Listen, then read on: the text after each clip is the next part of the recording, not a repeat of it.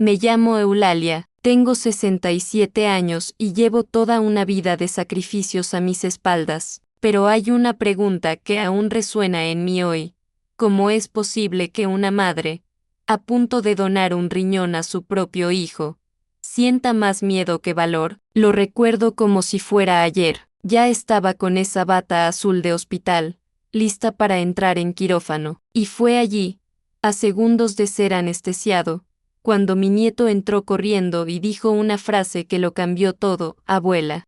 Necesito decir la verdad sobre mi padre. Sé que para quienes escuchan esto ahora, puede parecer exagerado, pero solo quienes lo han dado todo y han sido empujados contra la pared lo entienden. ¿Conoces esa opresión en el pecho? Como si algo estuviera mal, pero nadie tuvo el valor de decirlo. Eso es todo, lo viví. Hoy os voy a contar lo que pasó en ese hospital, lo que descubrí cuando estaba lista para dar un pedazo de mi cuerpo, y lo que un niño de 9 años tuvo que hacer para salvar a su propia familia. No toda traición viene de fuera, a veces, viene de quienes más queremos. Pero antes de sumergirnos en el corazón de esta historia, necesito que sepas algo. Esa mañana, mientras me llevaban al quirófano, miré el techo blanco del pasillo y le pedí a Dios que me diera paz, porque ya lo había dado todo, ya no me pertenecía. Pero cuando me pusieron la mascarilla anestésica en la cara, la puerta se abrió de repente y mi nieto, Matías, entró corriendo, con un móvil viejo y manos temblorosas. Estaba pálido, jadeando, y dijo una frase que me hizo abrir los ojos y contener la respiración: abuela, tengo que decir la verdad sobre mi padre. Allí, el tiempo se detuvo, el doctor se quedó paralizado, y mi corazón casi paró antes de la anestesia. Si estás aquí conmigo ahora mismo, escuchando esto, es porque tú también crees que el corazón de una madre nunca miente, y que incluso cuando todo parece estar bien por fuera, por dentro sentimos cuando intentan engañarnos. Así que, antes de que siga abriendo esta parte dolorosa de mi vida, si crees en la justicia, en la verdad y en el poder de una abuela que no se cayó, dame tu mano, suscríbete, deja tu like, no como una obligación, sino como un abrazo, porque esta historia solo puede contarse con quienes tienen el alma para escuchar. Mi casa siempre ha sido pequeña, pero llena de alma. En Iztapalapa, no necesitas mucho para vivir, solo fe, un techo firme y café caliente en la cocina. Cada día, me despertaba antes del amanecer, preparaba mi café olla con canela y remojaba los granos mientras la ciudad aún dormía. Mi marido, Don Miguel, no ha hablado en años. Un golpe silenció su voz, pero no le quitó presencia. Empujé su silla a la sombra del árbol de mango del patio, ajusté la manta sobre mis piernas y me quedé allí a su lado, cosiendo y hablándole como si aún respondiera, porque, para mí, el amor no depende de una respuesta. Escuchó con la mirada. Por la tarde, preparé pan dulce para vender en la intersección de la calle Juárez con San Lorenzo. La gente ya me conocía: Dona Eulalia, la de los panes más ricos.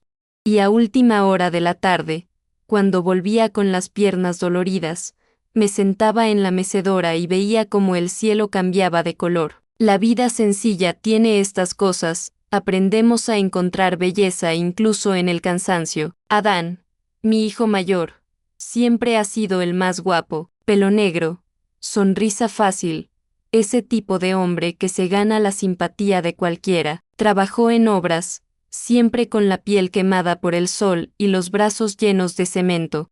Cuando llegaba a casa, me daba un beso en la frente y decía: mamita, eres mi ángel. Me lo creí, me abrazó con fuerza, me hizo sentir que cada sacrificio había valido la pena. Verónica, su esposa, bueno, es difícil hablar de ello. Por fuera, era dulce, educada, respetuosa, lo llamaba suegra linda, pero tenía un brillo en los ojos que no me dejaba en paz, una especie de sonrisa que no llegaba al corazón. Con el tiempo, me di cuenta de que le gustaba mostrar, no sentir.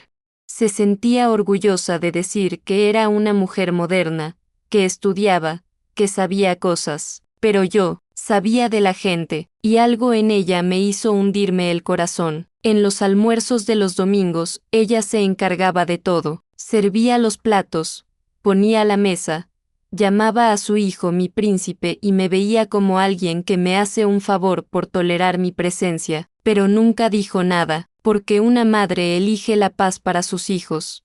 Y solo quería ver a mi hijo feliz, aunque tuviera que tragarme el silencio para hacerlo. Matías, mi nieto, era diferente, silenciosa, observadora, un chico dulce, con ojos grandes y preguntas profundas. Le gustaba estar conmigo más que con sus padres. Me sentaba en el suelo de mi habitación y dibujaba mientras cosía. Un día me preguntó: «Abuela, ¿alguna vez has querido desaparecer un tiempo?». Lo guardé en la cabeza, porque sabía que, para un niño preguntar eso, es porque ya sentía algo pesado. Hubo días en que Verónica le hablaba con frialdad. Otras veces, todo parecía demasiado perfecto. «Quítate esa ropa, Matías. Está demasiado sucia para salir a la calle. No comas más. Ya estás recorriendo». Frases cortas que cortan despacio, y él, solo bajé la cabeza, y en ese momento, Adán ya llegaba más cansado, sudaba mucho, dormía por la tarde, algo que nunca hacía, perdió peso rápido, y Verónica siempre decía: «Es estrés, trabajar demasiado hace eso». Y yo, como toda madre, empecé a rezar más, pedir menos, porque pedir demasiado a veces provoca una pelea, y ya era demasiado mayor para debatir. Pero dentro de mí, algo empezó a moverse, una molestia sin nombre, como cuando sentimos que va a llover, incluso con cielos azules. La mirada de Verónica, la forma en que sujetaba el brazo de Adán con prisa, como si estuviera protegiendo, o se esconde. Recuerdo una tarde en particular.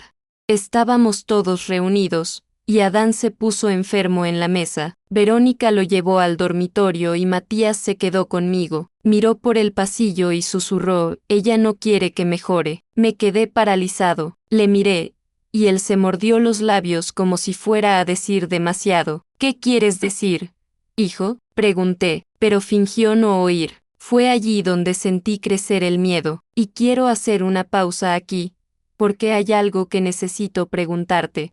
¿Alguna vez has sentido que algo iba mal, incluso cuando nadie dijo nada? ¿Alguna vez has tenido que tragar el grito, fingir que no lo viste para no derrumbarlo todo? Si alguna vez has experimentado este tipo de silencio, comentarios abajo. El escribe «lo entiendo» o «lo he vivido», porque a veces, solo quienes han pasado por esto entienden lo que es vivir con el corazón alerta y la boca cerrada. Pero volviendo a esa época, pasó el tiempo y la salud de Adán empeoró.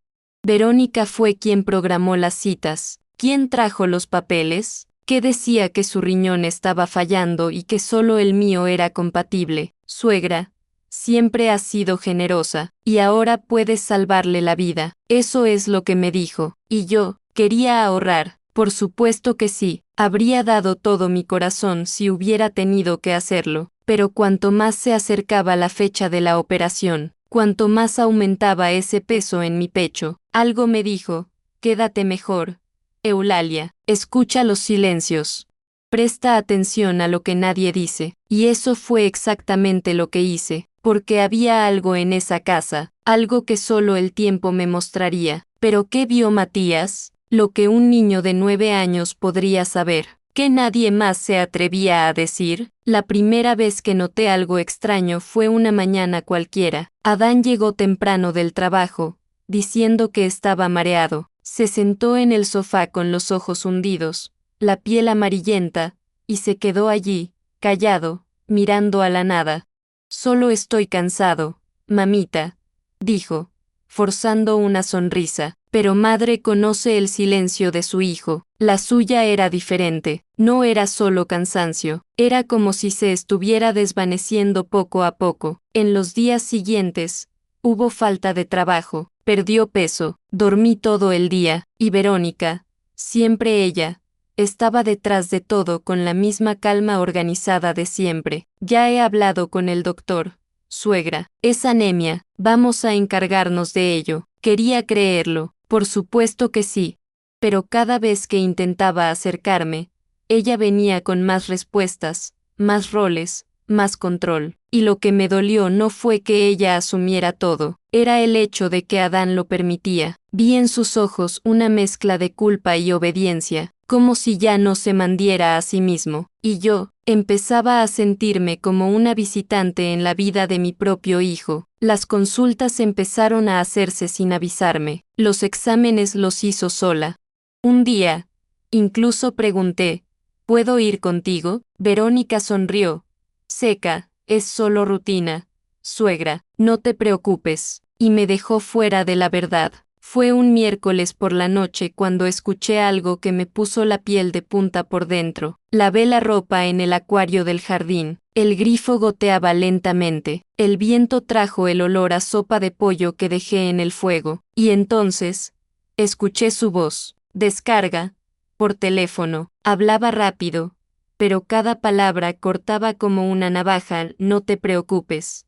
Los datos estarán completos después del procedimiento. Los datos, procedimiento, integridad. No sabía que yo estaba allí, y yo, por alguna razón, no podía moverme. Me quedé allí, escondido tras la sábana en el tendedero, con las manos mojadas y el pecho apretado. Cuando colgó, entró en la casa como si nada hubiera pasado, sonrió, tomó un vaso de agua y besó a Matías en la frente, y me quedé allí, con el alma temblorosa. Esa noche, soñé con puertas cerrándose en mi cara, uno tras otro, y yo llamando, sin que nadie abriera. Cuando me desperté, Matías estaba sentado al borde de mi cama, con el osito de peluche en brazos. Me miró con esos ojos grandes y preguntó, abuela, si una persona toma un medicamento oculto, ¿puede enfermarle? Me levanté enseguida. ¿Por qué preguntas eso,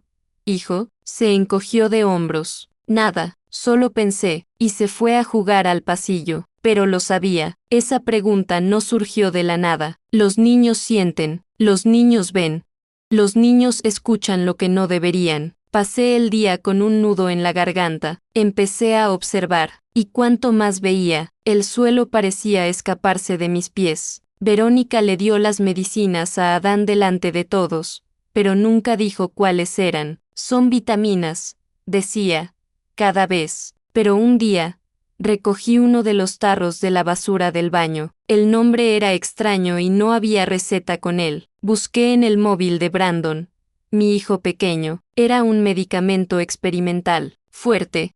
Está prohibido su uso sin control médico. Pero cuando enfrenté a Verónica, se rió. Te estás confundiendo. Será mejor que me lo dejes a mí. Y yo, me eché atrás, no por miedo, sino porque entendí que estaba lidiando con algo mucho más grande de lo que imaginaba, y más peligroso. En ese momento, ya no era solo mi hijo el que estaba en riesgo, era la verdad, era el futuro de esa casa, y, sobre todo, era Matías.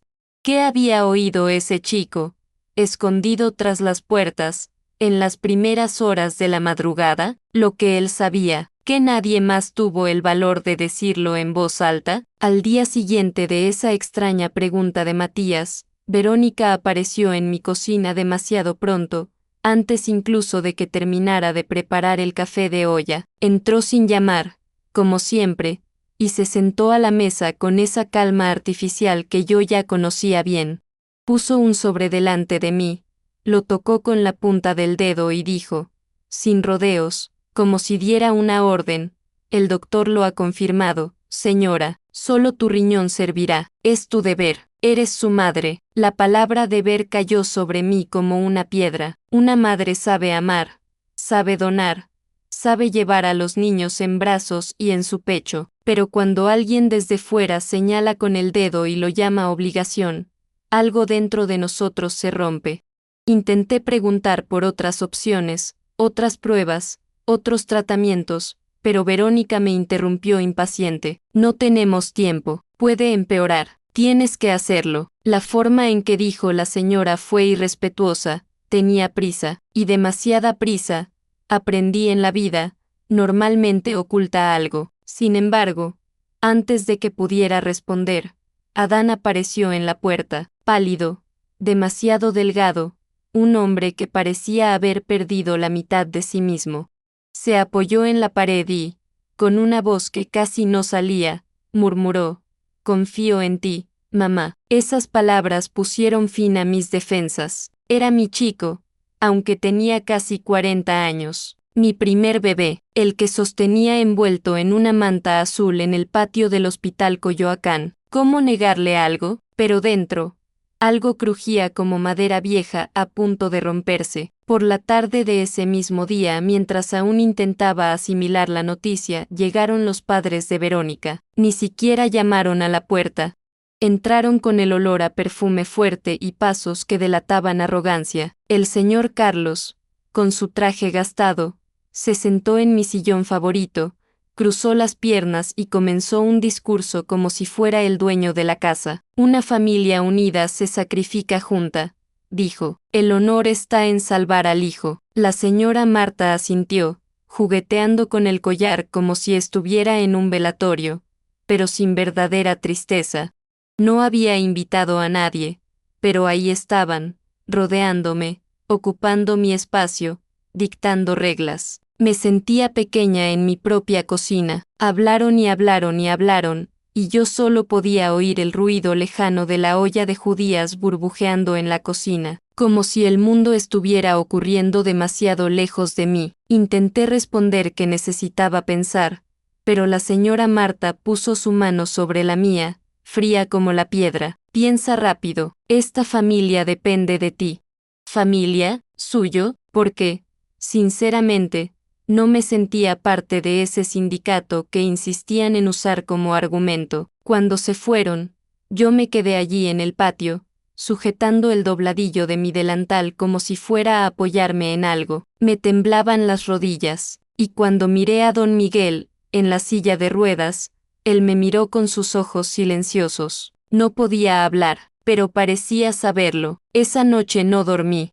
Cerré los ojos, pero mi cabeza parecía un largo pasillo, lleno de puertas que se cerraban con fuerza. Soñé con agua oscura subiendo por mis pies, apoderándose de mi casa, borrándolo todo, y yo intentando aguantar el aire. Me desperté sobresaltado, sudando frío. La cirugía estaba programada para la semana siguiente. Una semana, 7 días para entregar una parte de mi cuerpo, 7 días para tragar el miedo, la duda y la sensación asfixiante de que algo no encajaba.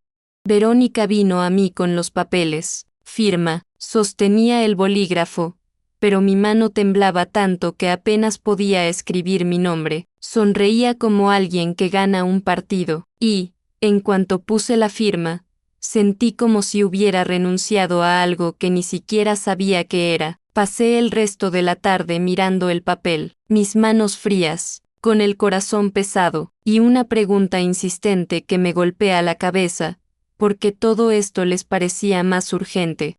¿Qué salvar a mi hijo? Cuando subí a poner el documento en mi habitación, encontré a Matías sentado en el suelo, dibujando. Levantó la vista y dijo, en voz baja: «Abuela, ¿ahora va a pasar?». Me agaché a su lado. «¿Qué va a pasar, hijo?». No respondió, simplemente me abrazó las piernas con fuerza. En ese abrazo, sentí una advertencia, una petición, una verdad atrapada, algo que aún no tenía el valor de decir. Y supe, en ese instante, que había algo mucho más grande moviéndose detrás de esa cirugía, algo oscuro, algo que aún no podía ver. Pero eso estaba a punto de llamar a mi puerta, y la pregunta que seguía saliendo de mi mente era sencilla, y da miedo. ¿Qué le estaban haciendo exactamente a mi hijo? Desde aquel día en que firmé ese consentimiento, mi corazón empezó a latir de forma diferente, como anunciando una verdad que aún no tenía el valor de mirar a la cara, y fue en una mañana gris, de esas en las que el aire parece más pesado de lo habitual en Iztapalapa, cuando todo empezó a revelarse ante mis ojos. Fui al hospital a llevarle un caldo de pollo a Adán, porque apenas podía comer, y mientras caminaba por el pasillo blanco, con ese fuerte olor a desinfectante que siempre me mareaba, escuché la voz de Verónica antes de verla, baja, apresurada, como si llevara miedo en sus palabras, y, cuando doblé la esquina, estaba junto a la cama de mi hijo sosteniendo un vaso de agua, mirando hacia atrás como si temiera ser descubierta, y fue entonces cuando mis ojos vieron algo que hasta hoy nunca he podido olvidar.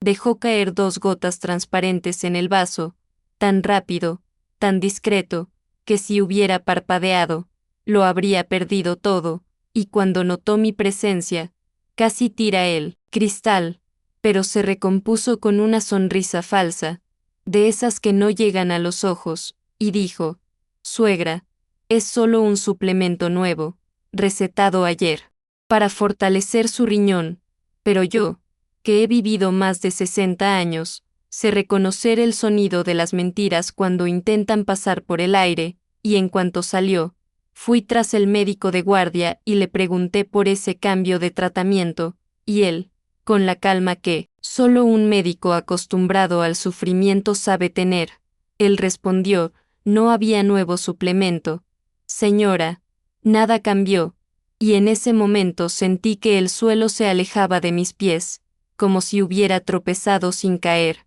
pero siguiera cayendo. Dentro, y al volver a la habitación de Adán, con el pecho apretado, la sensación de que alguien le estaba quitando algo empezó a crecer poco a poco como una sombra. Esa noche, en casa, Brandon llegó sudoroso, con las manos llenas de grasa, y cuando me vio sentada demasiado quieta, sin decir nada, entendió que algo había pasado, tiró suavemente de mí del brazo y dijo, con esa voz firme que siempre me daba valor: «Mamá, necesito hablar». Vi unas botellas en el cajón de Verónica, botellas sin etiqueta, escondidas, y eso no es normal, y escuchar eso de la boca de mi propio hijo fue como recibir la confirmación de un miedo que intentaba negar, porque, por mucho que algo dentro de mí sospechara de Verónica, aún luchaba contra la idea de que alguien de la familia pudiera estar haciendo daño a Adán a propósito. En ese momento, sentí un temblor en mis manos, un ardor en los ojos y, mira, estoy aquí abriendo mi corazón, recordando todo esto como si hubiera pasado ayer. Si tú, al otro lado, me escuchas, me acompañas en este dolor que aún araña mi alma, deja un like en este video y suscríbete al canal, porque esta historia que comparto no es solo mía, y todavía tengo muchas cosas guardadas que contarte, cosas que me costaron lágrimas, pero que también me devolvieron la fuerza que creía haber perdido. Esa noche, me tumbé en mi cama de madera, escuchando el viejo crujido del marco, y miré al techo mientras la pregunta giraba en mi cabeza como una polilla atrapada en una habitación pequeña. ¿Por qué mentiría Verónica sobre la medicina? ¿Y qué le estaba dando exactamente a mi hijo sin que nadie lo supiera? Y entonces, en ese silencio que solo existe al amanecer, escuché la voz de Matías en el pasillo, suave, como si hablara a sus propios pensamientos, y ese sonido me cruzó de una manera que hasta hoy no puedo explicar, porque dentro de esa voz infantil había algo pesado, algo que no pertenecía a un niño de 9 años, y cuando me levanté de la cama para ver qué era, le encontré sentado en el suelo con los ojos llenos de dudas, como si llevara un secreto mayor de lo que sus pequeños hombros podían soportar. En ese momento, mirando a mi nieto, me di cuenta de algo que lo cambió todo. Sabía más de lo que decía, había visto algo, oído algo, sentido algo, y tarde o temprano saldría a la luz, porque un secreto guardado por un niño siempre encuentra la forma de escapar, y cuando lo hace, Dios mío, lo cambia todo. Y fue entonces, mirando a Matías acurrucado en el pasillo, cuando la certeza tomó forma en mi pecho: si no descubría lo que le estaban haciendo a mi hijo, quizá cuando llegara el día de la operación sería demasiado tarde. Pero, ¿qué me diría exactamente ese chico? ¿Y cuánto de la verdad estaba realmente preparado para escuchar? Cuando me senté solo en la cocina esa mañana, con la luz amarillenta temblando como si yo también tuviera miedo, Sentí que mi pecho se abría a recuerdos que había estado intentando mantener enterrados muy dentro, y llegaron todos de golpe, como agua maldita que finalmente encuentra un hueco un hueco maldito. Recordé cuando era niña y me despertaba antes del sol, de vuelta en Coyoacán, para amasar masa de maíz mientras la vieja radio ponía boleros, y horneaba tortillas en la placa caliente hasta que me quemaban los dedos, todo para asegurarme de que Adán y Brandon nunca se fueran a la cama con hambre, y me encontraba barriendo el mercado a las 6 de la mañana, escuchando el ruido de las cajas de fruta abriéndose, el olor a cilantro fresco que salía de los puestos, y yo estaba allí,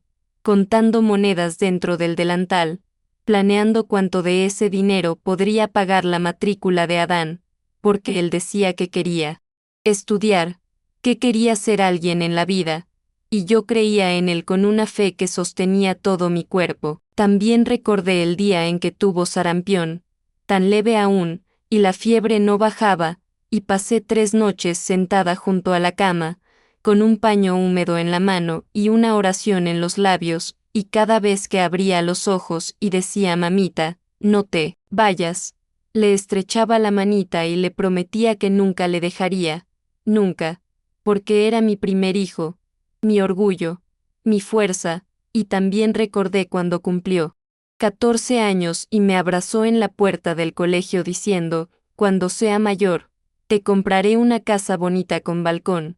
Mamá, ya verás, y en ese momento sentí que todo el sacrificio había valido la pena, que cada callo en mi mano, cada noche sin dormir, cada plato que dejé de comer para que ellos pudieran tener el suyo.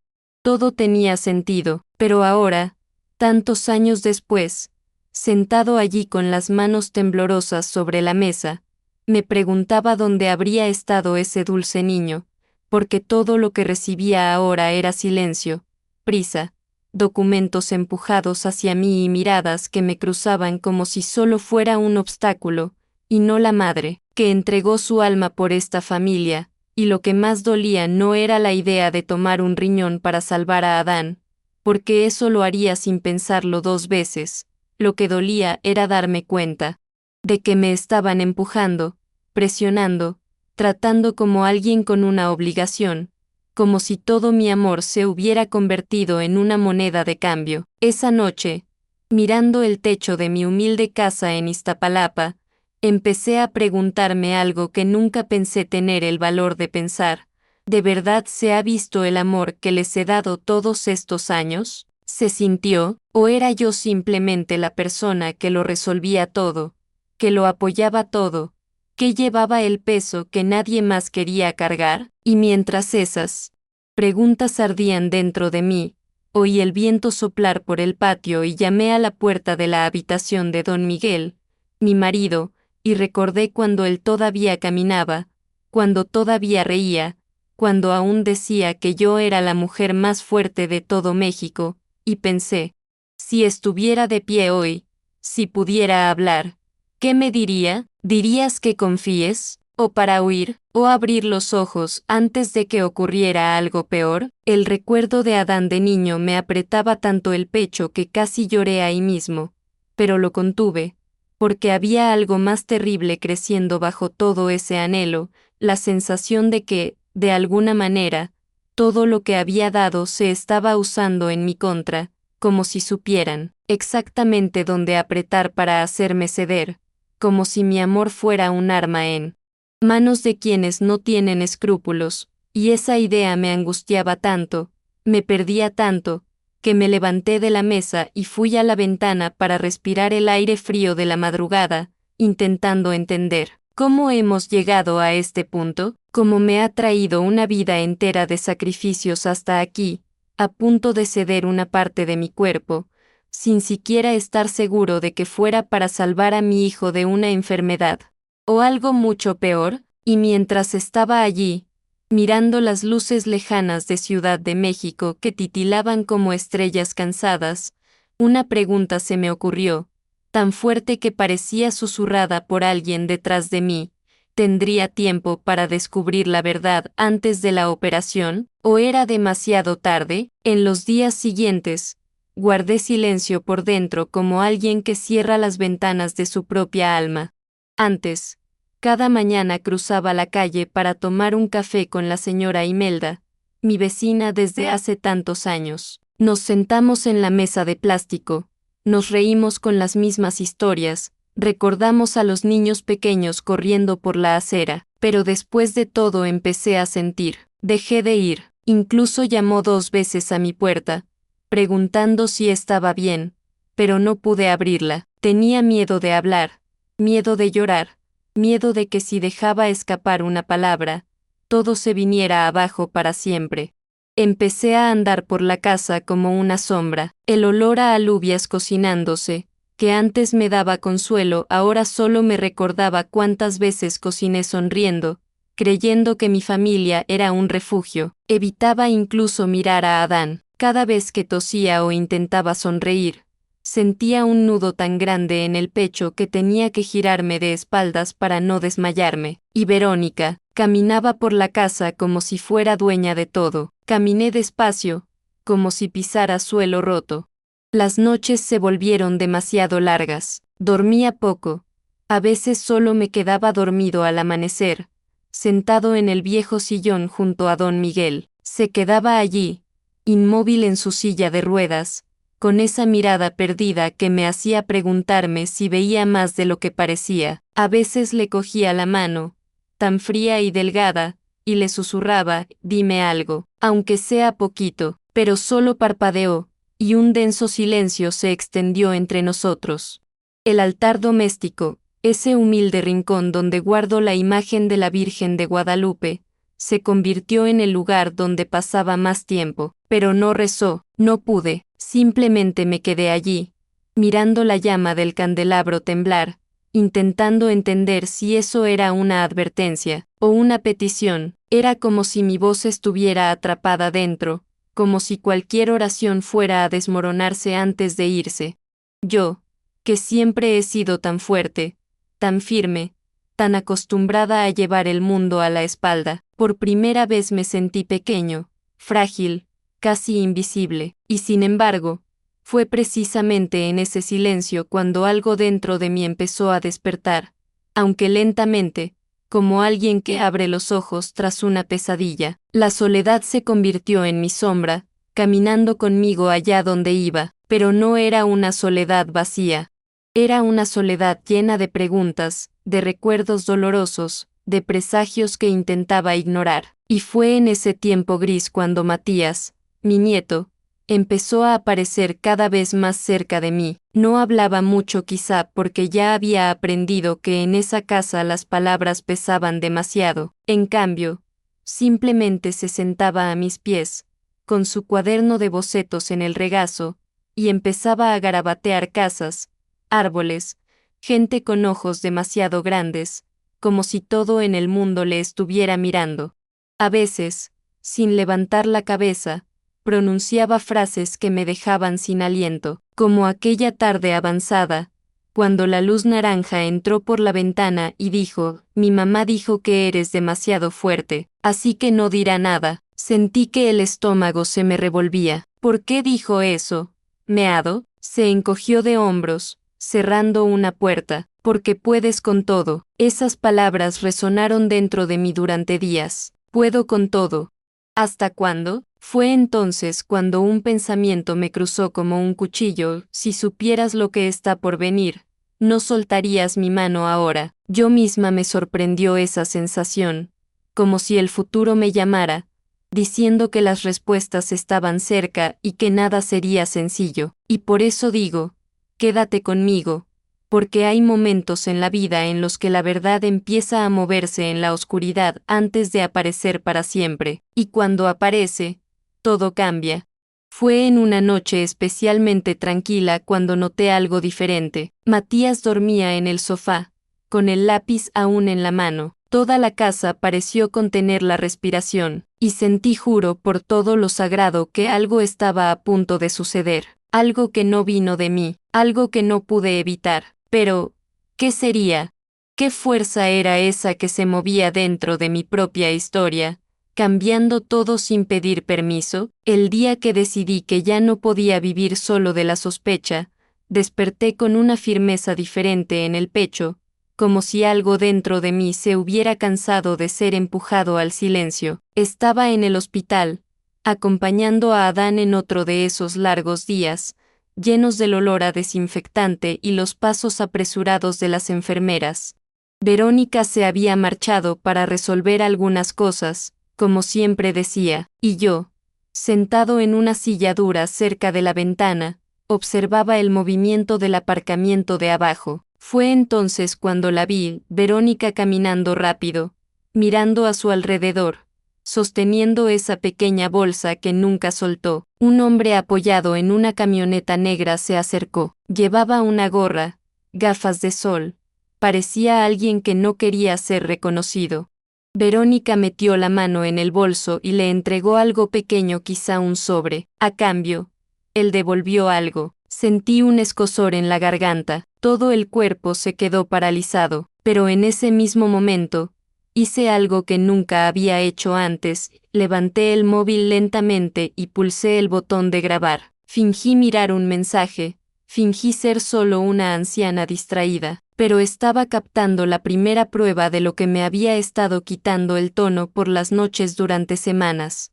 Cuando volvió a la habitación, lo disfracé, me quedé callado, pero por dentro sentía como si llevara una bomba a punto de explotar. Esa noche fui a casa de Brandon. Estaba arreglando un ventilador en la mesa de la cocina cuando le puse el móvil delante. Escucha eso, meado. Se quitó los guantes, respiró hondo y pulsó play. La voz de Verónica, baja y susurrada, sonaba como una serpiente. Los resultados estarán listos. Después del procedimiento, todo estará completo. El hombre respondió, mientras tanto, manténlo bajo control. Brandon palideció. Mamá, esto no va de que Adán mejore. Están vendiendo datos, probando algo en él. Sentí como el suelo se me resbalaba de los pies. Probando, repetí, como si esa palabra fuera una piedra enorme atrapada en mi boca. Brandon se pasó la mano por la cara, nervioso. Esto es un crimen, mamá, es peligroso. Por un momento, el mundo giró. Me apoyé en el fregadero para no caerme. Fue entonces cuando llegó uno de esos momentos en los que el dolor interno es tan grande que casi se desborda solo, y tuve que parar y respirar, porque dolía recordar que, incluso después de tantos años, todavía hay personas capaces de usar el cuerpo de alguien como si fuera algo sin valor. A veces la vida realmente parece hacernos caer de rodillas, ¿verdad? Si alguna vez has sentido esa mezcla de miedo e injusticia apretándote el pecho, deja un comentario diciendo lo entiendo o sé cómo es. Es increíble cómo el dolor de una persona puede hablar con el dolor de otra, incluso en silencio. No sabía qué hacer con esa grabación, pero sabía una cosa, necesitaba confirmarlo todo. Al día siguiente, solo, fui al Hospital General de México. Entré despacio, con mi viejo chal sobre los hombros, pareciendo una mujer que solo quería visitar a un familiar, pero mis pasos llevaban una urgencia que nadie veía. Pedí hablar con el médico encargado del caso de Adán. Un hombre alto, con gafas y un semblante serio, me recibió en una habitación pequeña. La luz blanca me puso aún más nervioso. Quiero ver la historia clínica completa de mi hijo, dije. Frunció el ceño. ¿Eres legalmente responsable? Soy la madre. Dudó. Abrió el ordenador. Escrito. Me miró. Volvió a mirar la pantalla. Su silencio duró lo suficiente para que sintiera el sudor frío corriéndome por la espalda. Señora Eulalia, no sé si es apropiado mostrar eso. Casi se me detiene el corazón. Muéstralo, por favor, y no me ocultes nada. Respiró hondo. Giró la pantalla despacio, como si tuviera miedo de que no lo soportara. Solo leí una línea, pero fue suficiente para que todo mi cuerpo temblara, paciente incluido en el protocolo experimental. Tenía frío, sentí que el suelo desaparecía, me faltaba aire. Protocolo experimental. Mi hijo estaba siendo utilizado, y nadie me dijo nada. Me levanté despacio, agarrándome a la mesa para no caerme. El médico intentó hablar, explicar algo sobre la autorización firmada, sobre los riesgos, pero solo podía oír mi sangre latir en mis oídos, como si mi cuerpo me gritara, protégelo, protégelo ahora, y fue entonces cuando entendí, mi hijo no solo necesitaba mi riñón, necesitaba que luchara por él, aunque él mismo no lo supiera. Salí del hospital con las piernas débiles, pero con un fuego diferente encendido dentro de mi alma. Porque si antes me había perdido, ahora sabía que estaba pasando algo terrible y que era el único que podía averiguar hasta dónde llegaba, pero lo que aún no sabía, era que alguien muy pequeño, de 9 años, ya conocía parte de esta verdad, y que, en el momento adecuado, usaría su voz para cambiarlo todo. ¿Y qué oyó este chico? Que ningún adulto tuvo el valor de decir. En la víspera de la operación, me desperté antes de que el gallo del vecino cantara, sintiendo ese peso familiar en el pecho, el mismo que sentí el día que mi marido dejó de hablar, el día que mi madre cerró los ojos por última vez. Esa advertencia silenciosa de que algo mucho más grande que yo estaba a punto de suceder. La casa seguía oscura. Solo la lámpara tenue de la cocina iluminaba la mesa donde había colocado un papel amarillento, un bolígrafo que falló y me temblaron las manos. Respiré hondo. Escribir un testamento. Nunca pensé que lo haría solo, en un amanecer como este, sin nadie alrededor.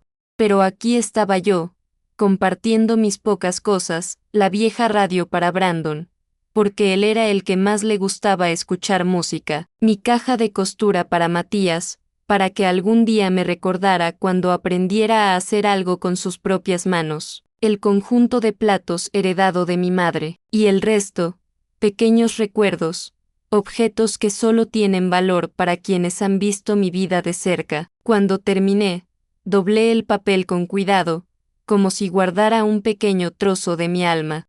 Luego fui a la habitación de don Miguel. Estaba sentado en la silla de ruedas, con la mirada quieta, respirando despacio. Me acerqué a él, toqué su mano fría y murmuré, perdona, por no haber sido más fuerte, por no haberlo visto antes. Por supuesto, no respondió, pero por un momento, juro que sus ojos brillaron un poco, como si quisieran decirme que lo entendían. Ese silencio suyo siempre ha sido parte de mí, pero ahora dolía más que nunca. En el sofá del salón, encontré a Adán dormido, tan débil, tan pálido, con la cara hundida en la almohada. Parecía un niño otra vez, cansado tras jugar en la calle. Le observé durante largos minutos, sintiendo como mi corazón se rompía lentamente, porque, allí, tenía una cruel certeza, ya estaba perdiendo a mi hijo, aunque él siguiera respirando. La enfermedad, las medicinas, las mentiras, todo ya le había robado lo que más amaba, su luz, su fuerza, su sonrisa abierta. Le toqué suavemente el pelo, como hacía cuando era pequeño, y le susurré, voy a hacerlo, mi hijo, aunque nunca sepas por qué. Fue entonces, aún en ese pesado amanecer, cuando escuché voces bajas provenientes de la cocina. Reconocí inmediatamente el susurro rápido de Verónica y el tono duro de Marta, su madre. Di 3 pasos por el pasillo, sin hacer ruido, y escuché, después de eso, todo es nuestro, no dirá nada, es una anciana. Esas palabras me atravesaron el pecho como cristal rompiéndose por dentro. No se trataba de salvar a Adán, nunca lo había sido. Se trataba de poder, control, quizá dinero, cosas que ni siquiera entendía del todo, pero entendía lo suficiente para saber que, para ellos, no era más que una herramienta, una anciana, la anciana que sería un sacrificio perfecto. Me agarré a la pared para que no se cayera. El aire desapareció, todo dentro de mí se derrumbó de golpe. Entré en el baño antes de que alguien me viera y cerré la puerta despacio. Fue allí, frente al espejo agrietado, donde mi cuerpo finalmente cedió. Lloré con la toalla en la boca para no despertar a nadie. Lloré como una niña perdida, como una madre desesperada, como una mujer demasiado cansada para seguirme. Las paredes parecían cerrarse a mi alrededor. Pensé, ¿por qué solo yo? ¿Por qué mi familia? ¿Por qué mi hijo? Pero no hubo respuesta. Lloré hasta que me fallaron las rodillas.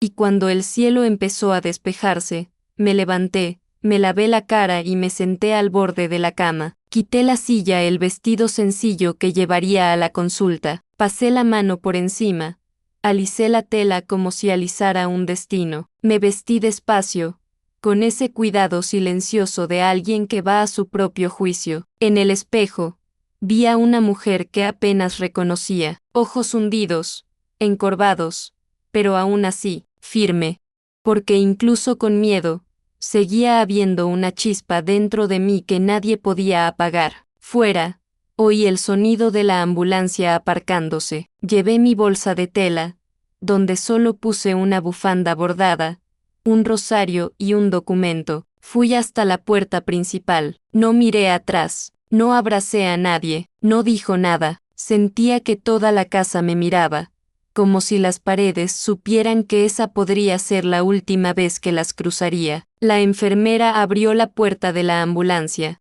Subí despacio, sintiendo cómo se me congelaban las manos, y cuando la puerta se cerró tras mí, tuve la impresión de que algo dentro de mi pecho también se estaba cerrando. La calle empezó a quedar atrás, las luces, las casas, la gente que va a trabajar, todo parecía tan normal, tan lejos de lo que estaba viviendo. Allí, en ese banco duro, finalmente entendí que estaba solo, pero antes de que pudiera rendirme de nuevo a la desesperación, una pregunta empezó a crecer en mi cabeza, silenciosa, insistente, casi como una premonición. Aún había tiempo para que alguien me salvara, antes de que la verdad saliera a la luz de la forma más cruel posible. Todavía huelo ese pasillo hasta hoy, un frío que se colaba hasta los huesos, como si el propio hospital respirara más profundo que nosotros.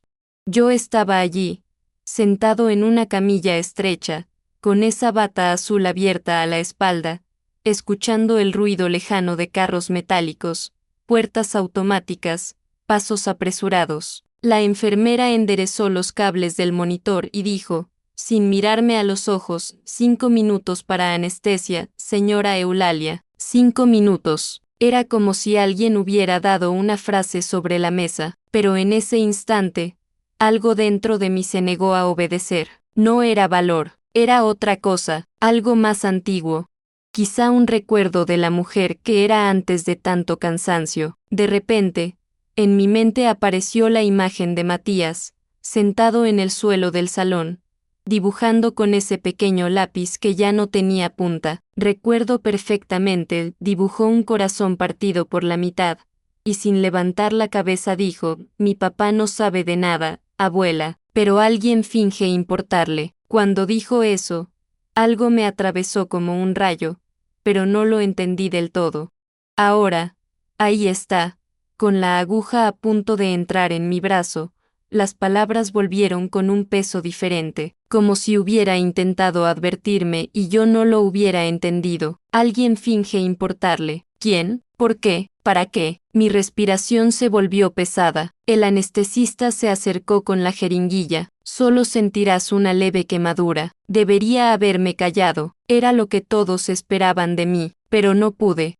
Porque en ese momento, me di cuenta de que no podía permitirme un sueño profundo sin antes escuchar lo que mi nieto había intentado decir, quizá la única persona en esa casa que aún no había aprendido a mentir. Y por eso, antes de continuar, pregunto, si esta parte de mi vida puede convertirse en un espejo o un abrazo para alguien al otro lado. ¿Me ayudas a llevarla adelante? Dale me gusta y suscríbete aquí al canal. Esto marca más diferencia de lo que podrías pensar. La anestesista levantó la mano para ponerme la inyección, pero yo retiré el brazo con una fuerza que ni siquiera sabía que tenía. No, dije, mi voz salió débil pero firme. Necesito hablar con mi nieto. Ahora, la doctora abrió mucho los ojos. Señora, esto no es posible. El procedimiento está listo. El donante compatible eres tú, y cada minuto, he dicho que necesito hablar con mi nieto. Ahora, el silencio en la sala era tan denso que incluso los monitores parecían atenuar el sonido. El doctor miró a las enfermeras. Las enfermeras la miraron. Me quedé allí, respirando hondo, sintiendo como mi corazón latía como nunca antes. No era miedo, era algo más grande que el miedo. Era la sensación de que si dejaba entrar esa anestesia, la verdad moriría conmigo. El doctor suspiró, impaciente. ¿Qué crees que vas a sacar de esto? La miré fijamente, y por primera vez en mucho tiempo, sentí que toda mi alma se aclaraba desde dentro. Respuestas, dije.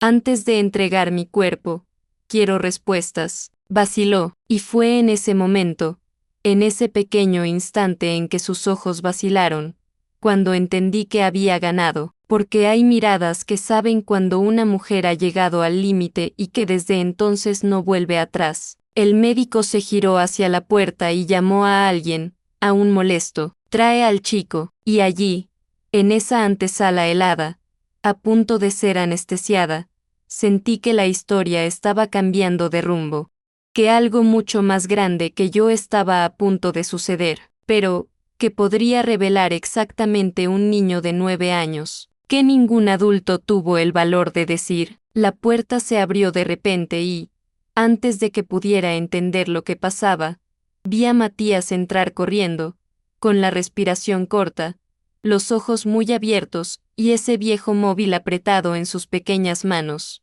La enfermera vino tras él, pidiéndole que parara, pero él vino directamente hacia mí, como si mi regazo fuera el único lugar seguro del mundo. Abuela, escucha esto, dijo, con la voz temblorosa, y en ese momento supe como solo una abuela que lo que iba a salir de esa bocadita iba a cambiarlo todo. Pulsó el botón, y el sonido que salía del teléfono parecía venir de un lugar oscuro. Primero solo el ruido, luego la voz de Verónica, clara, fría, como un cuchillo golpeando el mármol. De verdad va a morir, pero con el riñón de la anciana, podemos conseguir el seguro, los datos, todo. El mundo se detuvo. El médico, que ya iba a pedir que lo sedaran, se quedó paralizado. Las enfermeras se miraron entre sí. Sentí un calor subir por mi cuerpo, no fiebre, pero en serio, la verdad de que tenía miedo de mirar a los ojos.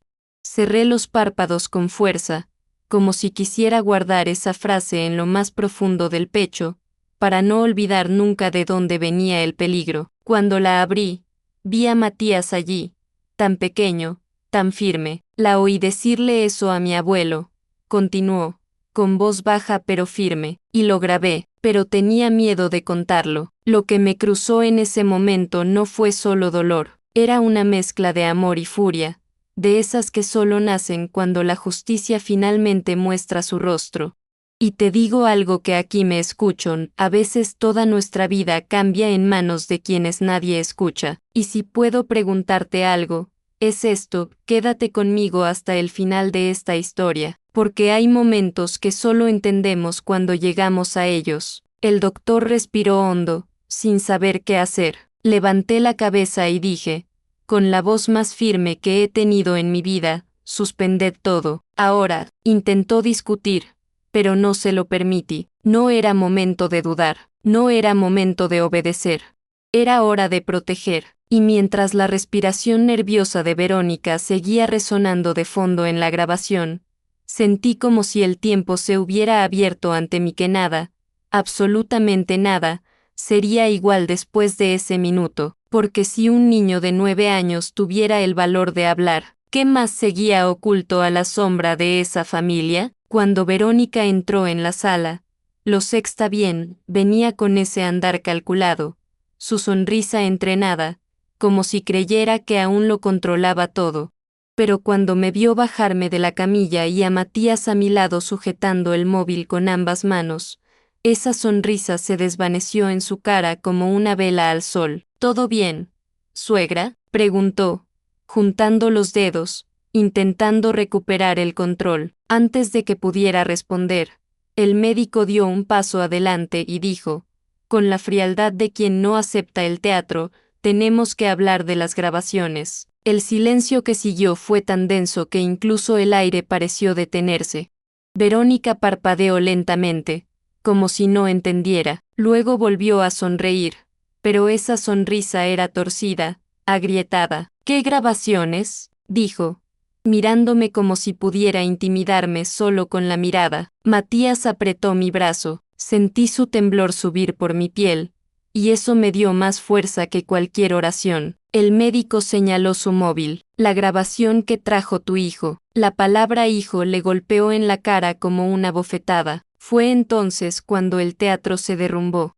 Dame eso, gritó, avanzando hacia Matías. Pero antes de acercarse, entraron 2 guardias de seguridad, llamados por el equipo, y bloquearon el paso. Empezó a llorar y gritar al mismo tiempo, un llanto sin lágrimas, una furia sin vergüenza. Eso es mentira, esta anciana manipuló todo, esta grabación es falsa, siempre odió a mi familia. Todo el hospital pareció detenerse a mirar. La doctora cruzó los brazos, firme.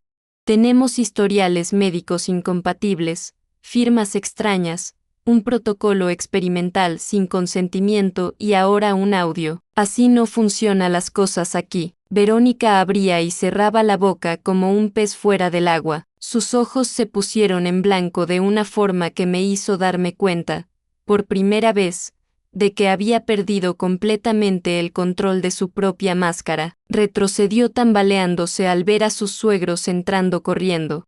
El señor Carlos se acomodó la chaqueta, intentando mantener la pose. La señora Marta abrazó una enorme bolsa contra el pecho, como si pudiera ocultar todos los pecados de la familia dentro de ella. ¿Qué está pasando aquí?, preguntaron casi al mismo tiempo. El doctor respiró hondo. ¿Está pasando? Tu hijo y tu nuera están involucrados en algo muy serio. Intentaron acercarse al móvil, pero Matías se escondió detrás de mí, y yo simplemente le puse la mano sobre la suya, diciendo sin palabras, ahora nadie te toca, mierda. Verónica me señaló con un dedo tembloroso. Se lo está inventando, ella es una vieja loca. Solo cerré los ojos un momento, porque ese insulto, después de todo lo que había cargado, sonaba casi pequeño, pero al abrirlo, sentí algo extraño. No era tristeza ni ira. Era como si por fin me hubiera despertado después de meses durmiendo, y, en ese momento, dejé escapar mis pensamientos. Es asombroso cómo ciertos recuerdos están tan marcados en nosotros que, incluso años después, basta con cerrar los ojos para escucharlos de nuevo, tal y como ocurrieron. Si alguna vez has pasado por algo que nunca se te ha olvidado o has visto a alguien revelar lo que nadie creía, dímelo en los comentarios. A veces, compartir un recuerdo es la única forma de que duela menos. Llegó la administración del hospital, llamaron al departamento legal, llamaron a los supervisores, llevaron el historial médico, el audio, el historial de hospitalización. Era como ver una casa construida sobre mentiras desmoronarse ante los ojos de todos. Verónica lloraba, pero era ese grito desesperado, el grito de alguien acorralado por su propia trampa. Suegra, por favor, no entiendes. La miré con calma. Entiendo más de lo que crees. Bajó la cabeza y, por un segundo, pareció que se iba a desmayar. El señor Carlos intentó discutir, pero su voz temblaba. La señora Marta murmuraba cosas como maldita sea y esto lo va a arruinar todo. Y allí estaba yo, de pie, sintiendo como una nueva fuerza crecía dentro de mí, una fuerza que creía haber perdido para siempre. Pero, incluso con toda esa confusión, con la gente hablando al mismo tiempo, con los papeles pasando de mano en mano, una sola pregunta resonó en mi interior, palpitando como una advertencia del destino: si esto era solo el comienzo del colapso, ¿qué seguía a punto de aparecer cuando la verdad saliera a la luz entera? Cuando entré en la habitación y vi a Adán despertando lentamente, con los ojos aún pesados y la cara más pálida de lo que jamás había visto, sentí que mi corazón se partía en dos. Parpadeó varias veces, intentando entender dónde estaba, intentando recordar por qué no estaba en el quirófano. Mamá, ¿qué ha pasado?, murmuró, con una voz tan débil que parecía venir de un lugar demasiado lejano. La luz de la habitación era fría, ese tipo de luz que no abraza a nadie. Cerré la puerta tras de mí. Me senté en una silla y me senté junto a la cama. Mis manos temblaban, pero las apoyé sobre las suyas, que estaban frías, casi sin vida. Mi hijo, ¿sabes quién duerme a tu lado? Pregunté con calma. No era una pregunta que buscara pelea, era una pregunta que buscaba la verdad. Frunció el ceño, confundido. ¿Qué quieres decir? A Verónica. Siempre ha estado conmigo. Ella se encargó de todo. Ella. Su voz se quebró, como si algo dentro de él, aunque bien oculto, supiera que esa frase no era del todo cierta. Intentó incorporarse, pero perdió fuerzas. Le sujeté por los hombros, despacio, como si sostuviera un pájaro herido. Mi hijo, escucha. Saqué el móvil del bolsillo de mi bata. La pantalla estaba agrietada, pero el botón seguía funcionando, presionado. La grabación comenzó a sonar. La voz de Verónica llenó la sala, fría, cortante, sin miedo a ser cruel. De verdad va a morir, pero con el riñón de la anciana, podemos conseguir el seguro, los datos, todo. El rostro de Adán se quedó paralizado. Primero, la incredulidad, luego, horror, y luego un dolor que reconocí, el dolor de cuando el mundo entero se derrumba sobre alguien que nunca aprendió a defenderse. Se llevó la mano a la cara, pero no para ocultar, sino contener las lágrimas que salían de una forma que no podía controlar. Nunca había visto a mi hijo llorar como un hombre que ha perdido el terreno. No lloré con él, no en ese momento. Necesitaba ser Rock. Siempre lo he sido. Mamá, era enero. No puede ser, susurró, con la voz rota. Ella, ¿lo dijo ella? ¿De verdad dijo eso? Escucha de nuevo, si lo necesitas. Respondí en voz baja. Negó con la cabeza. No, yo creo. Más lágrimas fluyeron, pero esta vez, no era solo tristeza. Eran lágrimas de vergüenza. Me sujetó la muñeca, como cuando era pequeña y tenía miedo al trueno. Nunca te vi como un negocio, mamá, nunca. Sentí su mano apretar la mía con fuerza desesperada, como intentando borrar la mancha que la traición había dejado. Pasé la mano por su cabello, despacio, como en un gesto antiguo que aún me recordaba al bebé que dormía en mi regazo hace tantas décadas. Lo sé, hijo mío, respondí. Sé quién eres, pero también sé quién te rodeaba. Ahora lloraba más profundo, pero en silencio, como siempre. Las lágrimas cayeron por la comisura de su boca y desaparecieron sobre la almohada. Yo la dejé encargarse de todo. Yo confiaba. Estabas enfermo, Adán, y los enfermos entregan sus vidas a las manos equivocadas sin ver. Cerró los ojos con fuerza, como recordando todas las excusas, todas las noches de medicina, todos los papeles que firmaba sin leer. Iba a usarte, continué, y él también iba a usarme.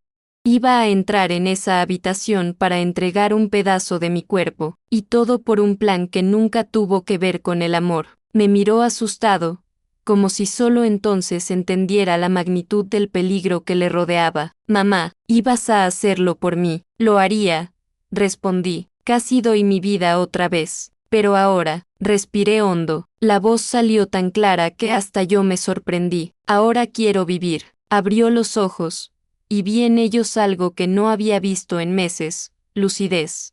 Me abrazó más fuerte, como si quisiera pedir perdón sin tener que decir nada. Lo siento, mamá, lo siento, no pidas perdón, te han engañado, negó con la cabeza, repitiendo el gesto como si quisiera expulsar una sombra. La habitación quedó en silencio durante un rato, un silencio que no dolía, era un silencio de verdad, de comprensión, de dos corazones que finalmente se encontraron sin que nadie interfiriera, pero la calma fue efemeraria. Oí pasos rápidos en el pasillo, luego, voces, murmullos, apuro, algo se agitaba en el hospital, como si la verdad que salió de la boca de ese chico hubiera encendido un fuego que nadie más podía controlar. Miré la puerta, luego miré a mi hijo, y me di cuenta de que esta sala aún no había recibido la última verdad que necesitaba oír, porque había más, mucho más, cosas que aún no sabía, y que estaban a punto de llamar fuerte a la puerta.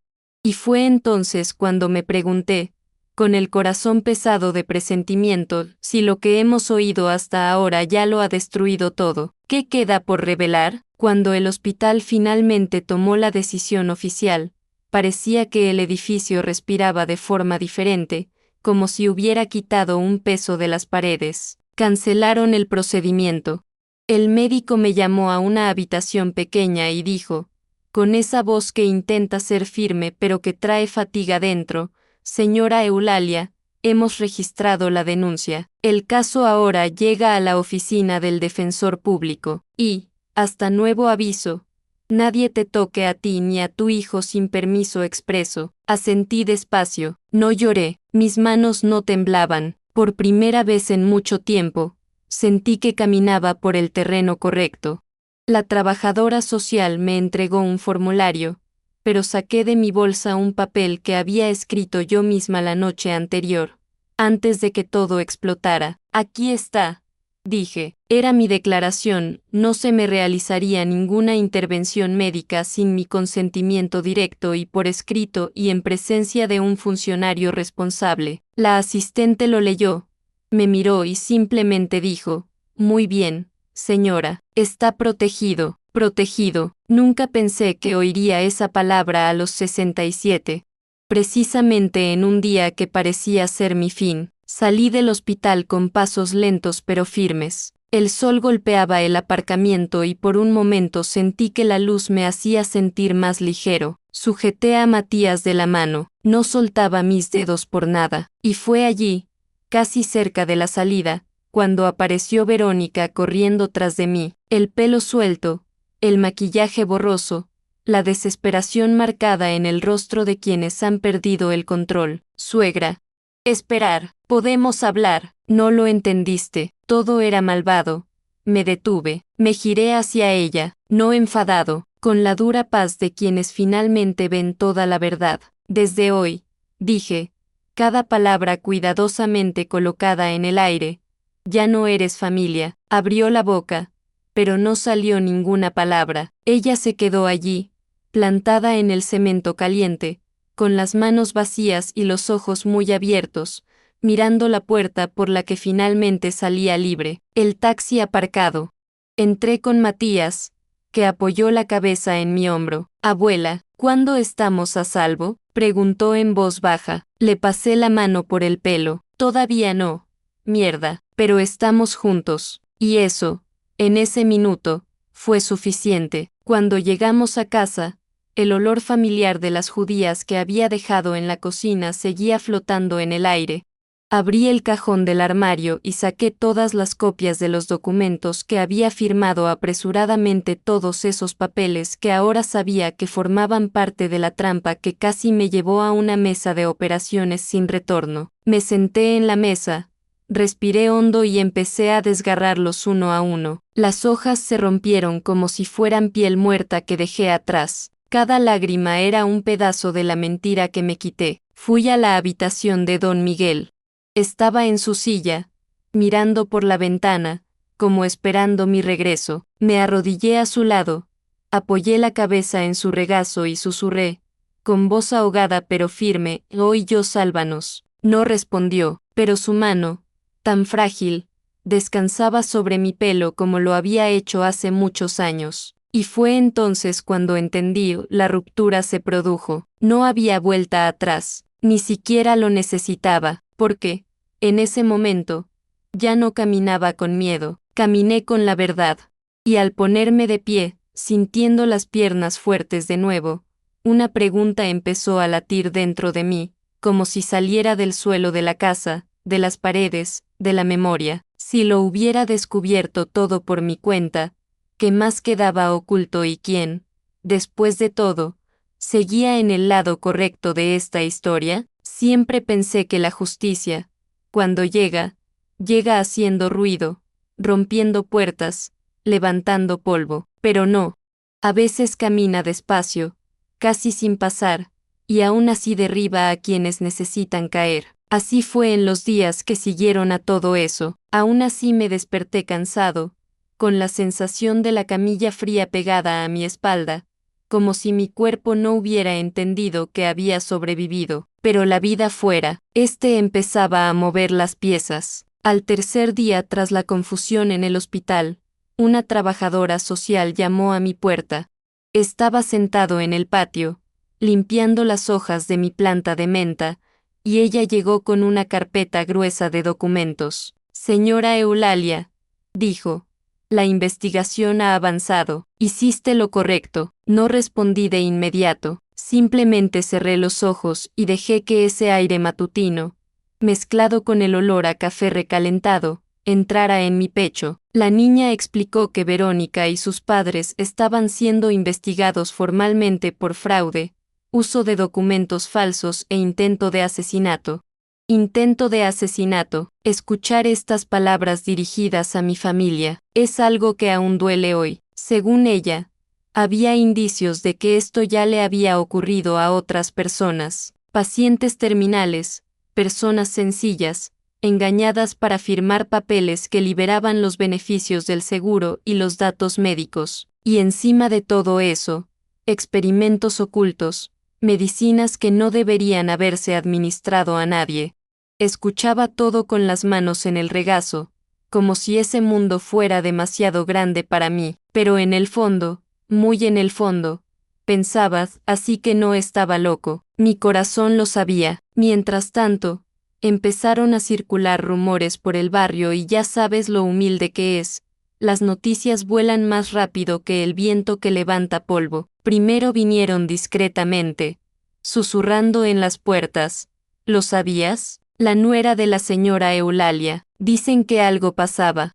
Pobrecita, casi pierde la vida. Y, poco a poco, las mismas personas que antes me veían como una anciana débil y silenciosa, empezaron a tratarme con otro respeto. Una mujer me detuvo en la calle y me agarró la mano con fuerza. Eres valiente, señora Eulalia. Valiente, sin duda. No sabía si dar las gracias o llorar. Por dentro, solo quería paz. Pero la vida no termina cuando queremos descansar. La casa de los padres de Verónica, en Tlalpan, fue puesta a la venta. Escuché que era para pagar a los abogados, porque los procesos iban a ser caros y, aparentemente, iban a ser largos. También vi en el móvil de mi nieto pequeños extractos de las noticias en páginas web locales, hablando de un esquema fraudulento y un grupo bajo investigación. No mencionaron mi nombre, gracias a Dios, pero sabía que era sobre nosotros. Verónica, bueno, desapareció del mapa. No buscó a su hijo, no buscó a su marido, no buscó a nadie. Pero supe por una enfermera comprensiva que pasó 2 noches detenida para ser interrogada. 2 días, 2 noches. Pasé meses muriendo poco a poco, pero aún así sentía un escalofrío. La justicia no nos devuelve el tiempo que nos quitan, pero sí encuentra la manera de despejar el camino. Y Adán, mi hijo, se estaba recuperando lentamente, con esa mirada perdida de alguien a quien le habían partido la vida por la mitad. Pidió la retirada de Verónica, apagó su móvil, bloqueó todo.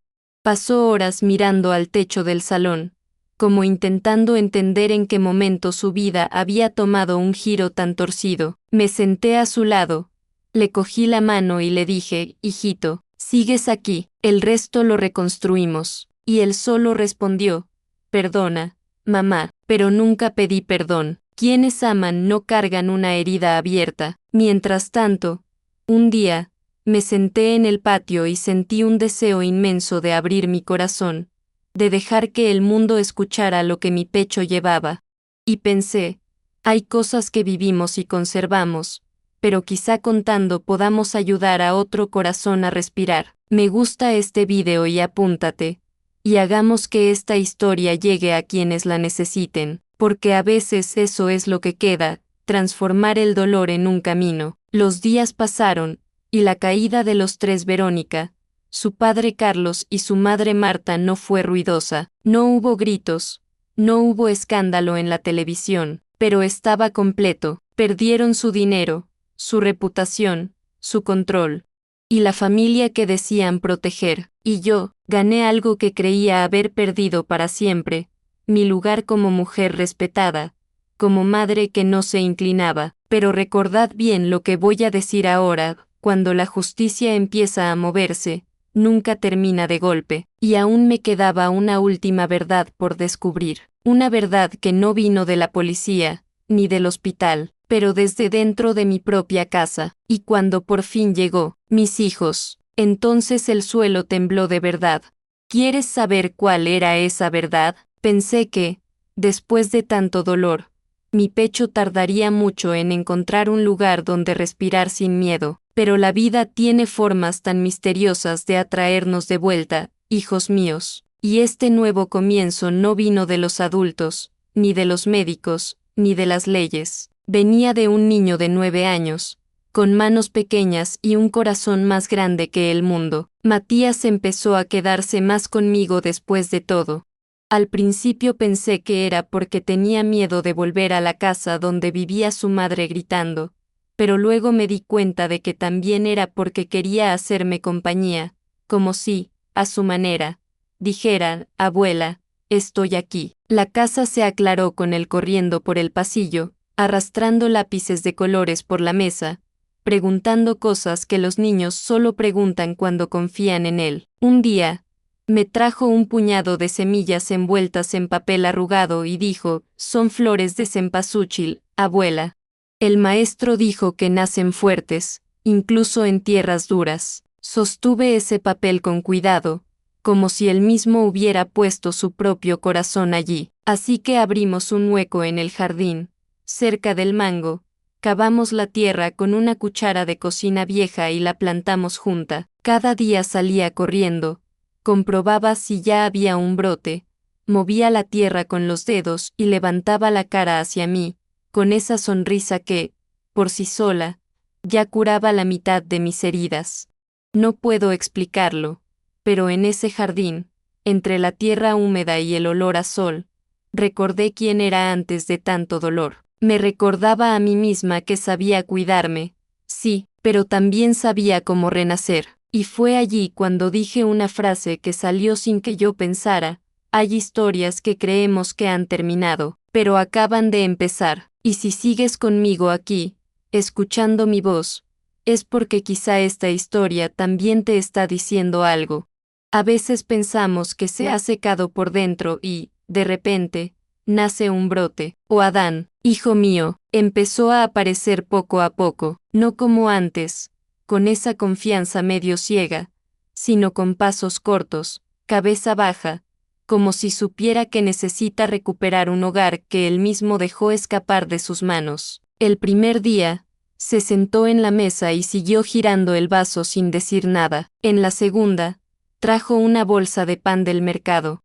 En la tercera, se arrodilló para ayudarme a recoger la ropa del tendedero, sin que yo se lo pidiera. Cuando pensé que estaba listo para escuchar, simplemente dijo, hijito, tienes que reaprender lo que es ser hijo. Bajó la cabeza, pero no discutió, simplemente respiró hondo, como aceptando que el camino de vuelta es lento. Jao Brandon, mi hijo más pequeño, ese era mi brazo derecho. Llegaba con la caja de herramientas bajo el brazo, subía al tejado, golpeaba las tejas rotas, cambiaba bombillas, revisaba cables y, al final, siempre preguntaba, ¿pero necesitas algo más? Un día me vio sentado en el patio, repasando las viejas notas que había tomado durante mi vida, y me dijo, deberías escribir un libro, mamá. Mucha gente vive esto y no habla de ello. Hablas con maravilla, y hablar con sinceridad.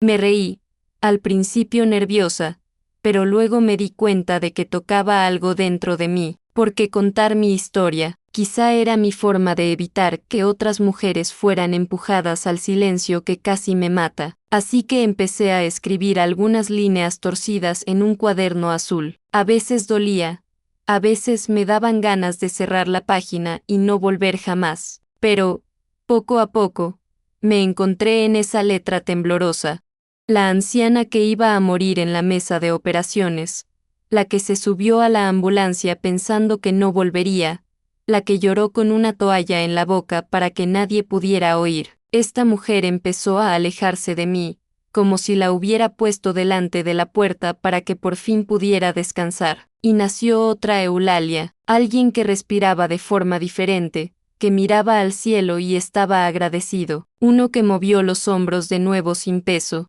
Pero, hijos míos, me decía cada día, todavía falta algo, todavía hay una sombra que no ha sido iluminada, y tenía razón, porque la vida no da descanso antes de que aparezca la última verdad. Y cuando apareció, volvió a salir de las pequeñas manos de mi nieto.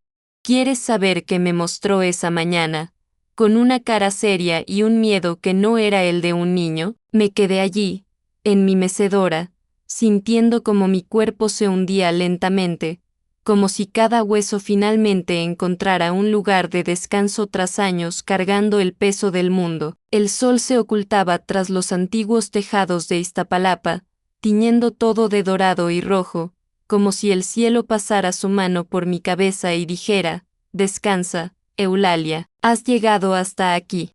Y por primera vez en mucho tiempo, me permití estar en silencio, simplemente observando. Toda mi vida caminé sin parar. Recuerdo los nacimientos, el suelo de tierra, las ollas hirviendo, las colas en los mercados, las noches en las que lavaba la ropa en la manga hasta que me dolía la columna, las mañanas temprano en las que cosía en la oscuridad para entregar los pedidos temprano. Lo di todo, todo lo que tenía, todo lo que era.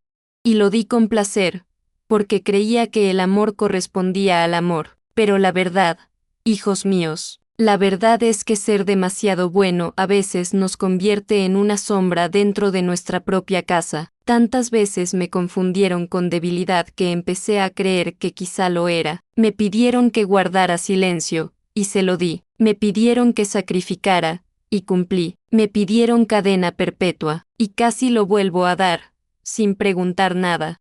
Solo ahora, sentado allí, con el viento cálido acariciando mi rostro, entendí algo que me cruzó como un rayo. La fuerza no estaba en lo que hacía por los demás, estaba en lo que soporté sin dejar de ser yo. La dignidad del pueblo, eso es algo que nadie puede quitar, incluso cuando lo intentan, incluso cuando empujan, incluso cuando nos tratan como un peso, o como una moneda, o como garantía de algún beneficio sucio. Sobreviví a todo eso, y sobrevivir a veces es la mayor forma de resistencia.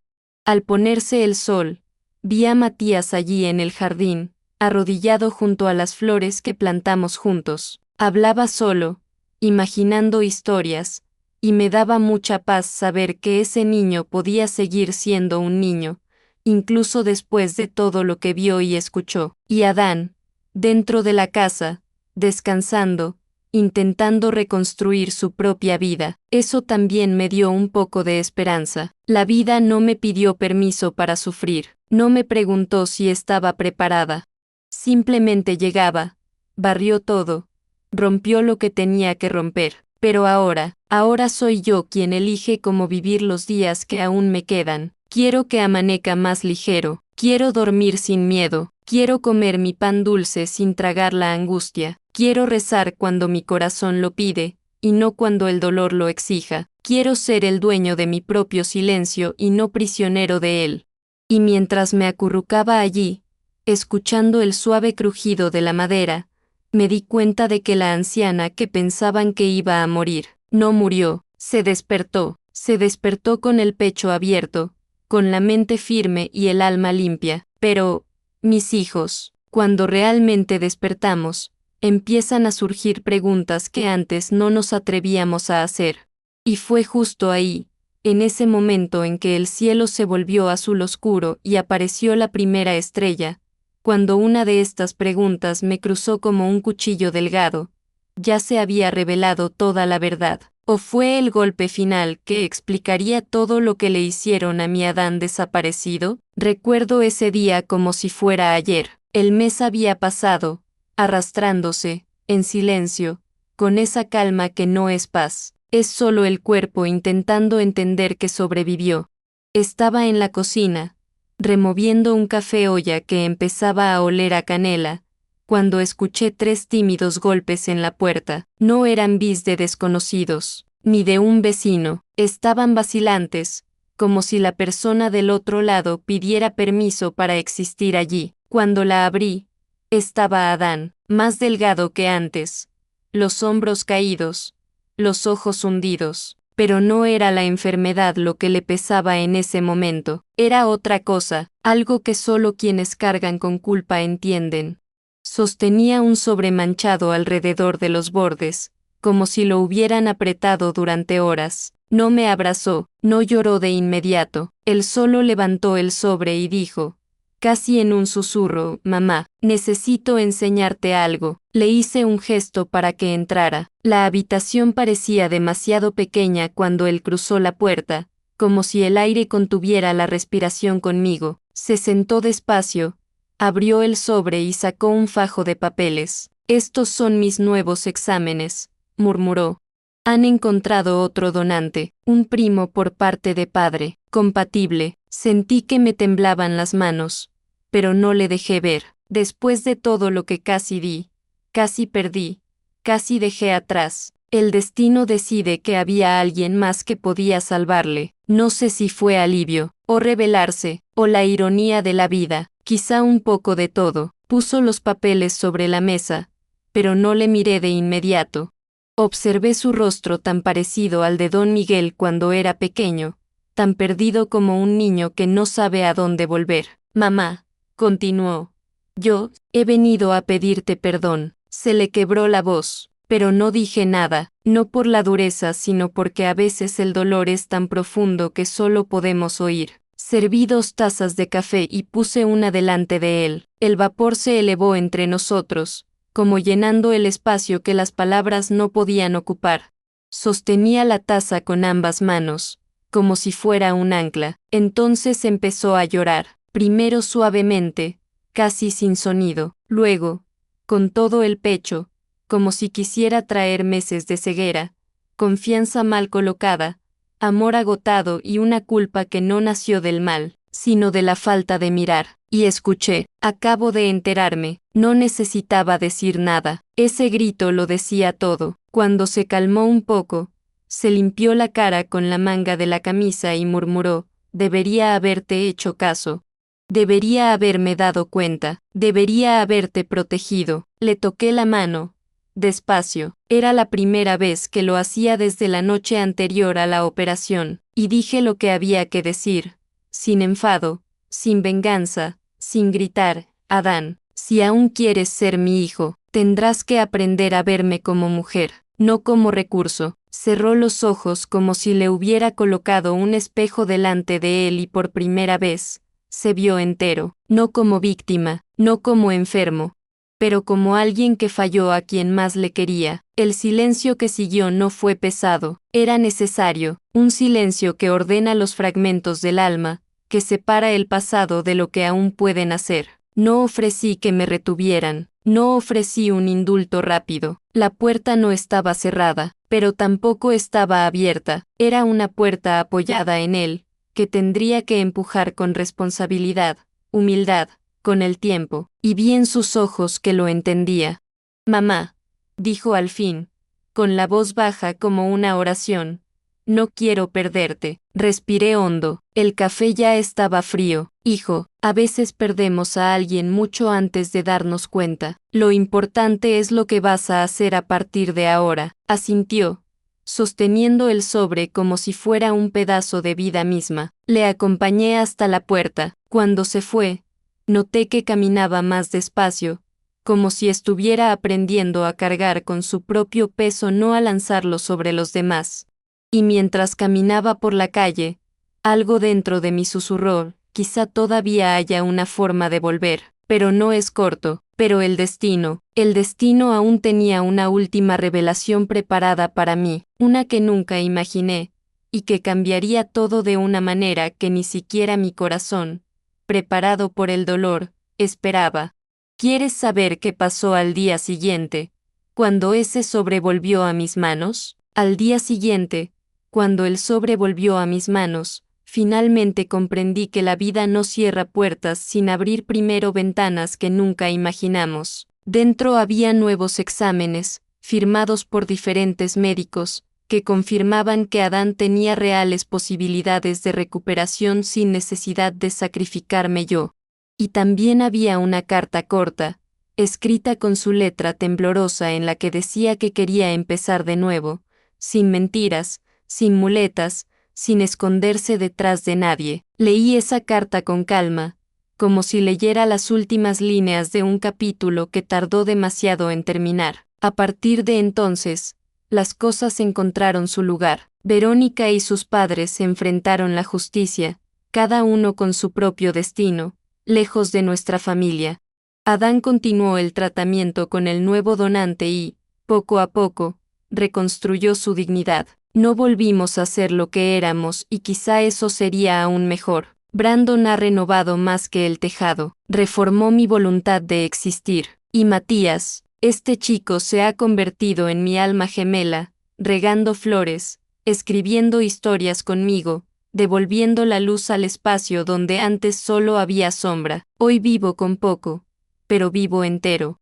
Voy al mercado, compro mis frutas, escucho telenovelas en la radio, escribo mi libro despacio, sin prisas. La gente me llama valiente, pero solo sonrío, porque descubrí algo que me llevó toda la vida a entender: ser fuerte no es no caer nunca, es levantarse con calma, sin perder la dulzura del corazón. La gran lección que me quedó, y que os dejo a vosotros, es que el amor no es un sacrificio ciego. El amor es compromiso, lucidez, verdad y dignidad.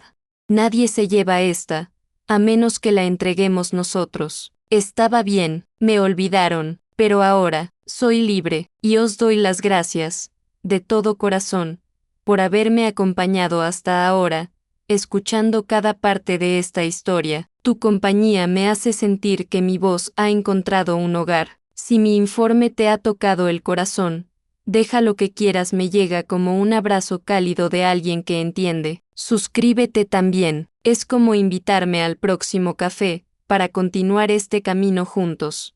Y dime en los comentarios qué ciudad estás viendo. Me encanta imaginar a dónde van mis palabras. Y activa la campana, así que no la pierdes cuando vuelves a planchar el café. No te vayas todavía. Escucha la próxima historia real que aparecerá en pantalla. Recuerda siempre, cada detalle cuenta una historia, y cada historia tiene una fortaleza. Mira el próximo video aquí en el canal con otra historia increíble.